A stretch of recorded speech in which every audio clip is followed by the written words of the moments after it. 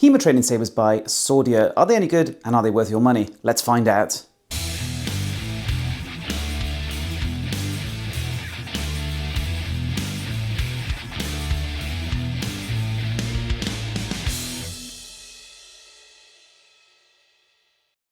Hi, I'm Nick Thomas and welcome back to the Academy of Historical Fencing. So today we're going to be looking at two sabre models from Swordia. Now I say two because these are completely different products, and when I've talked to people over the last few months, they've been a little bit confused thinking that there is one Swordia HEMA sabre. So when you're looking and talking about these swords and looking at reviews, do consider that these are entirely different products to the level that every single feature, every part of their handling, everything on them is different. You can't look at them as the same sword.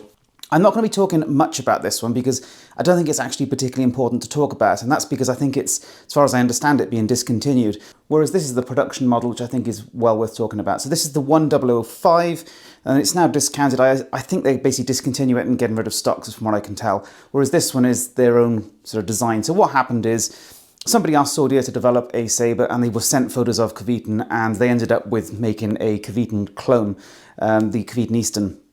I don't think that's the best way to do things. You know, you are going to get similarities between different brands. Everybody's, you know, improving based on everyone else and basing their designs on everyone else. That happens. But an exact clone, I think, was a mistake. And it's nice to see that they've already moved away from that onto entirely their own design, because this is, as I said, basically has nothing in common with this anymore. It is its own distinct bull hilt military sabre. So very briefly, the 1005, the Eastern clone, it was a promising product, but it's a little rough around the edges. The bowl takes quite a bit of damage. It's a mild steel guard. The peened pommel type cap came loose quite quickly, but the blade proved incredibly durable. It's nice and flexible. The edges I've never done any maintenance to. It's very, very tough, and I just chuck this at people. It's just a very tough and very good sword. But it's not perfect. The grip shape is not ideal. I think the balance is a little bit too far forward. The guard takes a lot of damage. It was kind of a, yeah, and the sort of fit and finish here and there is a little bit rough around the edges. And so, you know, is it still a good beater to have in the bags? Absolutely. I toss this out to people to just fight with. It's absolutely fine. But it's not perfect. But I don't think it's really worth focusing on that one too much because, as I said, I'm pretty sure it's just been sold off and discontinued because this is their actual, you know, own unique design sabre, which is now the one everybody's buying. So let's put the 1005 down and look to the 1009, which is the now kind of standard sabre that they're selling that everybody is buying. And in short, this is a beast. It is absolutely, and I don't mean in a bad way, I don't mean it hits like a truck. I mean it is actually a really good product. So very briefly, Sordia is a Chinese-based company that has been making swords for a long time, mostly sharps, you know, katanas and Chinese swords and that kind of thing. And they've more recently, or so maybe a year ago, have moved into making HEMA training swords, and they've actually got quite a range. Now they're based in Longchen, China, which as I understand it is a bit like Toledo in Spain. It's kind of a famous sword-making city which has been making swords for, as I understand it, thousands of years actually. So they've got quite a heritage making swords, but obviously making HEMA trainers is something relatively new to them, but making swords is not. Now the Sordia 1009, as I said, every single feature is different to that 1005 model. The guard is now pierced and heat treated, so it's a lot stronger. The pommel cap is completely different in shape. It looks actually a little bit French now, which I don't mind so much. I'm not entirely anti-French swords. I think it looks quite pretty. The grip shape is massively improved. The grip cover is now leather rather than the cord wrap. The pommel cap, if you like, or sort of where it goes into a back strap, is now inset into the grip rather than, you know, proud. It has a recessed Allen key nut on top. That recess is fairly deep. It stays tight, you know, for a fair while. Tighten it occasionally. When it's new, it came with like a rubber type sort of cap on top of this, which hid the nut, which basically you're going to break it off the moment you go to actually tighten it. So I don't really see the point in that actually being there. Not really a big deal though. The blade has now got these two little mini fullers down at the strong or at the fort, which looks pretty sexy. The blade is dumbbell construction. It has a rolled tip. It is really flexy. I don't think it's excessive, but this will pass basically any flex test of any tournament that I've ever seen. It's nice and safe on the flex, although as you can see, the flex is more towards the tip, so it actually stays pretty strong here where you want it to for your parries and your binds. Now in terms of specification, this one, believe it or not, is a little bit heavier than the 1005. It's 865 grams, and that's my actual scale, versus the 835 of the 1005. But you wouldn't know it from handling them because this one is a much more agile blade. So the balance is 9 centimeters on this versus 14 on the 1005. And I think 14 is just excessive for a ball hilt saber. I actually don't mind 14 for like a Polish saber or a British Georgian saber, which are a bit shorter and, you know, they are a bit beefier.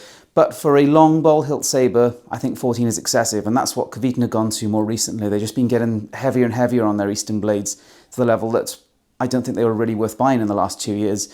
They just got really, really heavy. And so the balance point, 9 centimeters, I think is really, really good.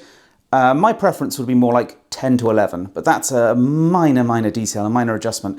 So you might ask then, why is this heavier than that one, despite the fact the balance is much further back? Well, there is kind of a clue there, isn't there? Is that hilt is adding weight, and that's mostly in this pommel cap. This pommel cap is a lot larger than the previous model, and so that's basically increased the weight. And increasing a bit of weight down here is not hugely noticeable. When you increase weight up here, you really notice it in the handling characteristics, whereas, you know, when you alter weight close to the hand, it affects the handling far less. So, 865 grams. How is that? Well, my ideal for a ball hilt saber is around 800, and so I would say it's close, and particularly as the extra weight is in the hilt, you barely notice it, well, you don't really notice it at all. Would this to be made perfect, I would try and reduce that down to 800 as close as possible and push that balance just a tiny bit to like 10 centimeters or 10.5, 11, something like that. And that weight reduction could easily be done in two ways, and that is this pommel cap could be a little bit lighter, or also the tang inside is very wide, and particularly very wide up here, whereas, you know, a lot of tangs historically and in modern training swords, they taper in towards the tip, and I think they could reduce some tang thickness and take out some metal inside there that you're not seeing here. So that would be my way to improve this by a tiny margin. That said, you know, there is not a perfect ball hilt military saber on the market. I have owned most of them, used all of them, and I will find gripes with every single one of them. And this is one of the ones I think is up there with some of the best, absolutely. Other little things. This reinforcement plate here on the front of the guard, historically speaking on sabres, would sit underneath the tang shoulder, so that when you're getting pressure through the tang shoulder, it's going onto two plates. That's what the reinforcement plate is doing. However, they've made the slots larger, and it's kind of gone around the fort rather than underneath into the tang shoulder. Although my understanding is this has already been pointed out to them, and I think they are actually changing that. That said, it hasn't actually caused any problems whatsoever. But I would suggest that, yeah, they make that plate rest on the shoulder rather than going over onto around the fort. Now, in terms of specification, its kind of length and handling characteristics are very typical of a lot of ball hilt military sabres, particularly the ones in the sort of around 800 gram range, which is very common in the UK and lots of parts of Europe. I know, of course, there are elements that use lighter ball hilt military sabres, the kind of more, you know, late Italian, late 19th century Italian stuff that's more in the sort of 600 to 700 gram range. But that's not what this is supposed to be. This is designed to be around 800 gram, what we'd call, like, you know, a full weight military saber. You can argue about the terminology endlessly, it doesn't really matter, but a kind of a very typical military saber. And the beauty of this one is it is an 800 gram military saber, but it's not one that hits like a truck in the cut or in the thrust. So if we look at the foible here, it's quite thin, although being dumbbelled, the edges are nice and thick. So I've done no edge maintenance, and I can firmly run my hand down this and cause myself no injury whatsoever. So it's got very good edge durability, but it's got light hitting power on the cut and on the thrust. So it's nice and safe on your training partners. The guard being hardened is so far has taken no dents. It's held up exceptionally well. The hilt overall, well, the leather's still looking good. And yeah, I've had to tighten this very occasionally, put an Allen key in and tighten it back down. That's not been an issue whatsoever. So how are we finding these? Well, we've actually got quite a lot of these in the club now, and the general consensus is everybody loves them because they can fit their gloves in them, they're comfortable to use, they flex well and don't hit too hard. Newbies can manage them quite well, they're not excessively heavy, they're just working really, really well as that kind of generic, 19th century sabre or generic HEMA training sabre, because let's face it, if you go to most events, people say sabre, they mean something like this. As a generic go-to sabre or 19th century Victorian sabre, it's really, really good. Now, in terms of durability, we've talked about edge durability has been fantastic. The blades have been staying very, very true, despite the fact that we've been thrusting very hard with them and getting some serious flex. They are returning true really, really well. The guards have been exceptionally strong, and overall, it's working well. We have broken one blade recently, although curiously it was from a very new batch, so the sword had only been in use for a couple of weeks. So that seems to be a heat treatment failure, and ultimately, every single sword manufacturer has failures, has breakages. It's how they deal with them in the future and in terms of warranty, which is so vitally important. And when we had the break, we reached out to Sordia, and within 15 minutes, they wrote back to us and said, we'll give you a replacement blade, sort it out immediately. No problem whatsoever. And I've heard of one other similar incident happening and exactly the same outcome.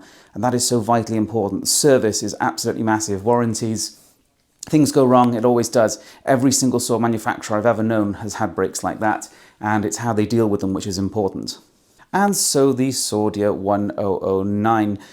Overall, it looks good. It looks really, really just clean and pro. It looks lovely. It's its own unique design. You're not going to mistake this for anything else. It's got its own unique features. It does handle well. It is nice and safe. It is proven durable. The warranty is working out when it needs to. Absolutely fantastic. How would I improve this sword? Well, as I said, I would make sure that washer sits underneath the tank shoulder. I would try and get a little bit of hilt weight out, 20, 30 grams, maybe a little bit more if possible. But it's not that big a deal because a little bit of hilt weight here really doesn't make a huge difference. It's in a good weight range, the balance is good, the flex is good. It's just an excellent training sword, which is definitely recommended. Now, on to the price. You can see the prices on their website. Notice the discounts. If you order 2, 3, 4 swords, the discount increases. And of course, you're sharing the shipping cost then as well. So when I bought these two sabres, incidentally, I haven't had any freebies from Sordia. We have talked about some developments, but up until this point, I've been buying the swords, and we've actually got a lot in the club. I bought these two myself with my own money. Lots of other members have now bought them as well. So when I bought this separately solo, I paid £265 with shipping for a single sabre to get to me from the UK, which I think is pretty reasonable. And that scales beautifully when you start buying more and get those discounts and share the shipping. And you can get them down to something close to around £200, which is going to be, something like 220, 230 euros, something like that.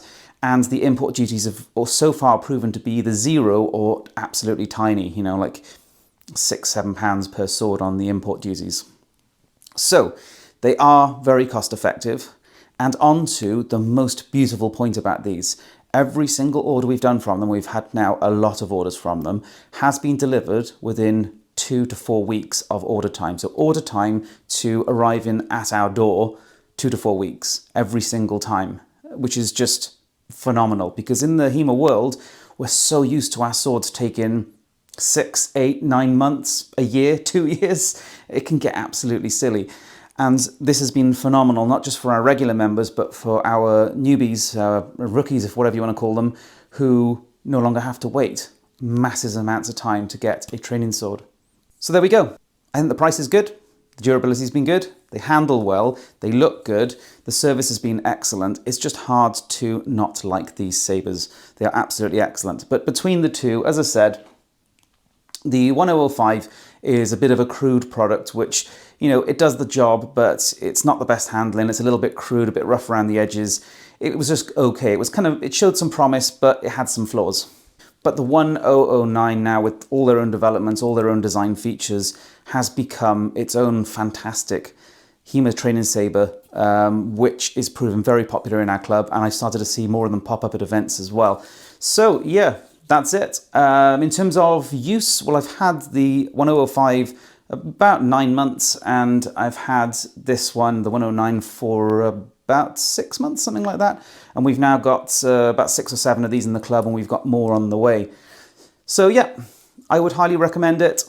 and I know that Swordia has some very exciting products on the way, some of which I will be involved in. Not financially, but I just want to see, you know, good products come to the market. We're always after more swords, more options. You know, it's good to see.